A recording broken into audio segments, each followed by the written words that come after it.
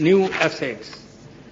Listing of central public sector undertakings improves corporate governance, besides unlocking the value for all stakeholders, the government, the company and the shareholders. Market capitalization of 5 companies which have been listed since October 2004 has increased by 3.8 times from the book value of rupees 78,841 crore to rupees 2,98,929 crore. Madam Speaker, the effective management of the public expenditure by bringing it in line with the government's objective is a part of the fiscal consolidation process. This calls for proper targeting of subsidies and expenditure adjustment. I had announced the intent of the government for the fertilizer sector in my budget speech of 2009. A nutrient-based subsidy policy for the fertilizer sector has since been approved by the government and will become effective from April 1, 2010. This policy is expected to promote balanced fertilization through new fortified products and focus on the extension services by the fertilizer industry. This will lead to an increase in agricultural productivity and consequently better returns for the farmers. Over time, the policy is expected to reduce volatility in the demand of the fertilizer subsidy in addition to containing the subsidy bill. Government will ensure that nutrient-based fertilizer prices for transition year 2010-11 will remain around MRPs currently prevailing. The new system will move towards direct transfer of subsidies to the farmers.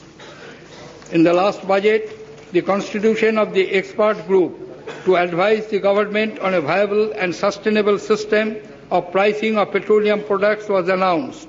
The group headed by Sri Kirit Parikh has submitted its recommendations to the government.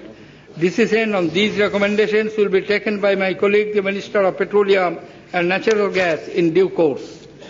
I am very happy to inform the honourable members that we have not only adhered to the fiscal roadmap that I had presented as a part of the budget documents last year, but we have improved upon it, except for meeting the liabilities of the year 2008-9, we have not issued oil or fertilizer bonds. I shall come to the numbers when I refer to the budget estimates a little later.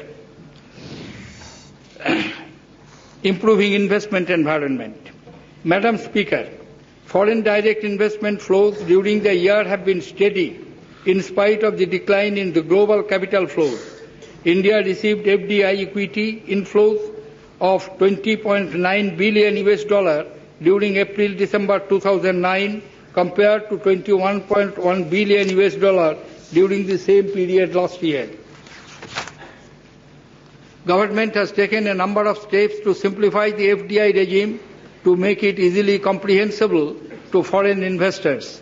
For the first time, both ownership and control have been recognized as central to the FDI policy, and methodology of calculation of the indirect foreign investments in Indian companies has been clearly defined. A consistent policy on downstream investment has also been formulated.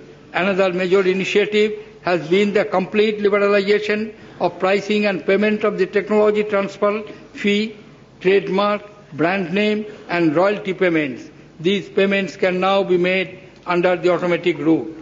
Government also intends to make the FDI policy user-friendly by consolidating all prior regulations and guidelines into one comprehensive document. This would enhance clarity and predictability of our FDI policy to foreign investors.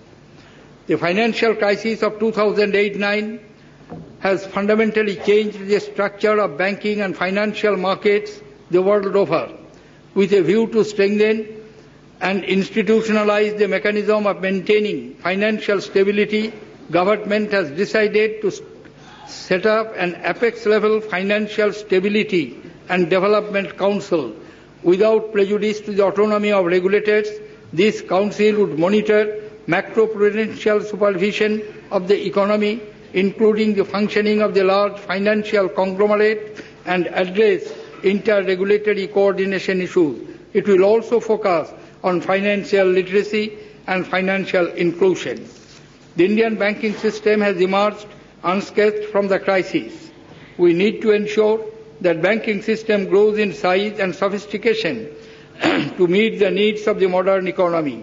Besides, there is a need to extend the geographic coverage of banks and improve access to banking services.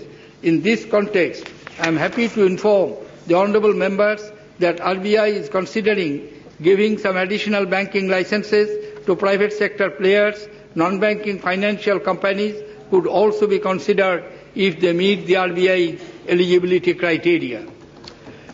During 2008-9, the government infused rupees 1,900 crore as Tier 1 capital in 4 public sector banks to maintain comfortable level of capital to risk-weighted asset ratio. An additional sum of rupees 1,200 crore is being infused now. For the year 2010-11, I propose to provide a sum of rupees 16,500 crore to ensure that the public sector banks are able to attain a minimum 8% Tier 1 capital by March 31, 2011.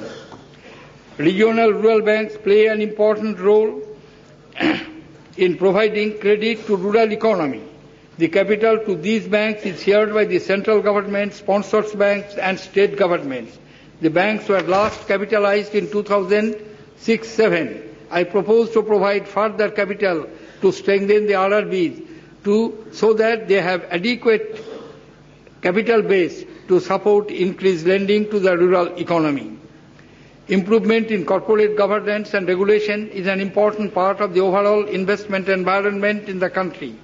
The government has introduced the Companies Bill 2009 in Parliament, which will replace the existing Companies Act of 1956. The proposed new bill will address issues related to regulation in corporate sector in the context of the changing business environment. Exports. Government has provided interest subvention of 2% on pre-shipment export credit up to March 31, 2010 for exports in certain sectors. I propose to extend the interest subvention of 2% for 1 more year for exports covering handicraft, carpet, handlooms and small and medium enterprises. The special economic zones have attracted significant flows of the domestic and foreign investments. In first 3 quarters of 2009-10, exports from SEZs recorded a growth of 127% over the corresponding period last year. Government is committed to ensuring the continued growth of SEZs to draw investments and boost exports and employment.